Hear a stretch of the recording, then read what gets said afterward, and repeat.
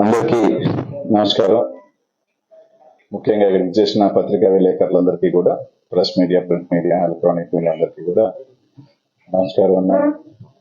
దాదాపు ఎన్నికలైన తర్వాత ఇంచుమించు 10 నెలల తర్వాత 4 నెలల పాటు నా మీద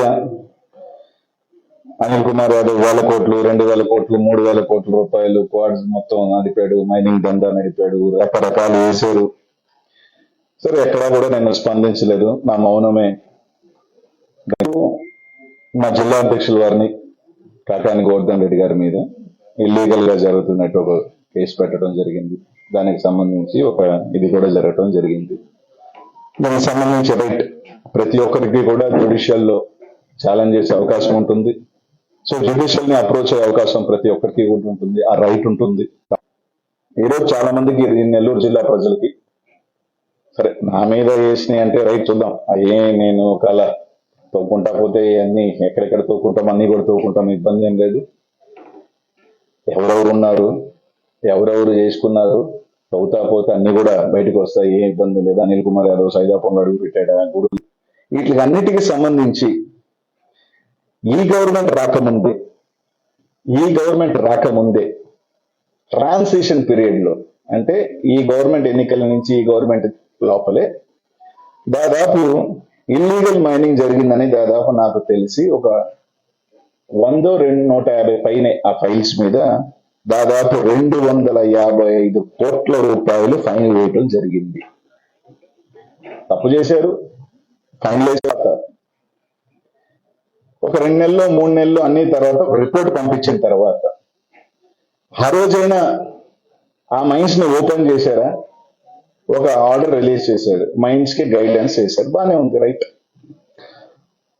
ఏం ఓపెన్ చేశారు? 150 నుంచి 200 మైన్లు దాకా ఉంటే యాక్టివ్ మైన్స్ ఒక 100 మైన్స్ ఉంటాయి. ఈ 100 మైన్లకు సంబంధించి ఈ 10 నెలల్లో ఎందుకు మీరు 100 మైన్స్ ని ఓపెన్ చేయలేదు? కేవలం 30 మైన్లు మాత్రమే సెలెక్టివ్ గా ఎందుకు ఓపెన్ చేశారు అని అడుగుతా ఉన్నా. గవర్నమెంట్ కి డబ్బులు వస్తే ఇప్పుడు దాదాపు 30-40 కోట్లు కూడా రాల. ఎందుకు? ఈరోజు నేను కాదు, ఇక్కడున్న పత్రికా విలేకరులు అందరూ కూడా పార్టీలకు అతీతంగా మీరు సైదాపురం, గూడూరులకు వెళ్ళండి. గతంలో మేము పుష్కలంగా ఉన్నామా, సంతోషంగా ఉన్నామా, ఎలా జరిగిందా, ఏం జరిగిందా? ఆ రైతు పొలం ఒక 80 మైళ్ళ నుంచి 100 మైళ్ళు మీరు మూసివేస్తే, ఒక మైలు మీద ఉదాహరణకి 100 మంది బతికితే ఆ 100 మైళ్ళ మీద 10,000 కుటుంబాలు రోడ్లు పడ్డాయి. ఆ 10,000 ఆ మైన్ ఓనర్లు చిన్న వాళ్ళు, అన్ని పార్టీలకు సంబంధించిన వాళ్ళు ఉన్నారు. అందరూ ఏదో వాళ్ళు దీనికోసమో తల అడిగేసుకొని ముందుకు వెళ్ళి చేసుకున్నారు. నేను తప్ప ఒప్ప నాకు తెలియదు, అవన్నీ ఇక్కడ తప్పు ఒప్పులు నాకు ఎప్పుడప్పుడు ఏం కనిపించవు. కొండలు నా మైండ్లు ఓపెన్ చేయండి అని కోర్టుకు వెళ్ళారు. మైన్ ఓనర్ల కోర్టుకు వెళ్ళారన్న. కోర్టు ఏమిచ్చింది? జనవరిలో కోర్టుకు వెళ్తే ఫిబ్రవరి 10వ తేదీ కల్లా మీరు యాక్షన్ తీసుకొని ఉన్నాయంటే ఓపెన్ చేయండి అంటే, వేలాది మంది జీవితం కోల్పోతున్నారు. మైండ్లు ఓపెన్ చేయలేకుండా మేము డెడ్ ఎండ్ కట్టుకోవాల్సి వస్తుంది, మేము బాడీలు కట్టుకోవాల్సి వస్తున్నాం, దయచేసి ఓపెన్ చేయమని చెప్పి ఫెమి ఒక లెటర్ రాసింది. మైనింగ్ సెక్రటరీ కాంతారావు గారిని కలిశారు. ఇది కాకుండా ట్విట్టర్ లో రికార్డెడ్ ఎవిడెన్సెస్ ఇవన్నీ కూడా. ఇదే కాకుండా మందాకృష్ణ గారు సంబంధించిన ఒక పోరాట మాదిగ రిజర్వేషన్ అయినా కానీ ఫోటో పెట్టాను పైన.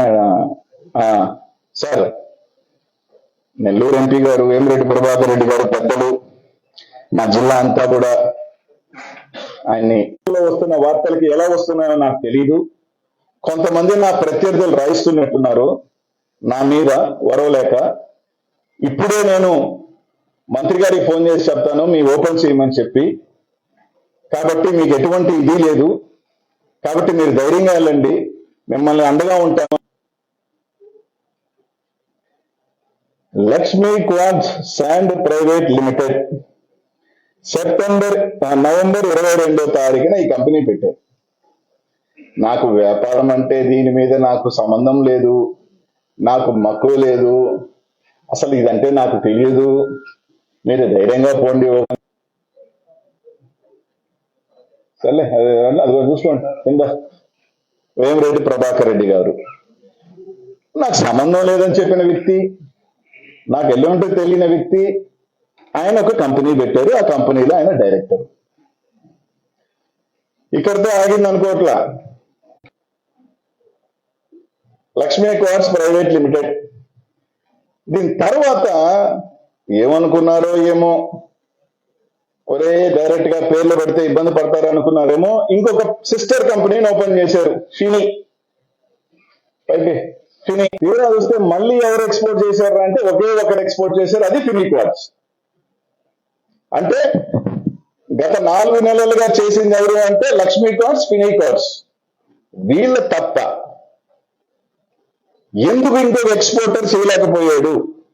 ఎందుకు మైన్స్ ఓపెన్ కావట్లేదు? ఇది నేను కాదు, ఏ మైన్ ఓనర్ని అడిగినా చెప్తాడు.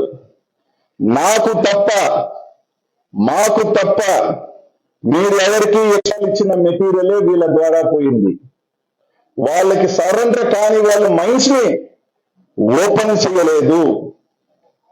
వాళ్ళకి సంబంధించిన మైన్స్ ని, నెల్లూరుకి ఒక చరిత్ర వెంకటగిరి రాజాలంటే, విఆర్సీ దగ్గర నుంచి వేగ్గా కాగితం లేకుండా నేను ఏది మాట్లాడదలుచుకోలేదు. ఇక్కడ ఏది మాట్లాడినా ప్రతిదీ కాగితం చూపించి మాట్లాడుతున్నా. ఎందుకు 20-30 ఎక్స్పోర్టర్లు ఉన్న వాళ్ళు ఈ రోజు కేవలం 2కే పరిమితం అయ్యారు. అది కూడా అధికార పార్టీకి సంబంధించిన, ఎంపీకి సంబంధించిన వాళ్ళు. ఇది కాదా వాస్తవం? కోర్టుకు వెళ్లాల్సిన అవసరమేమొచ్చింది, మీరు అందరూ చూసినారు.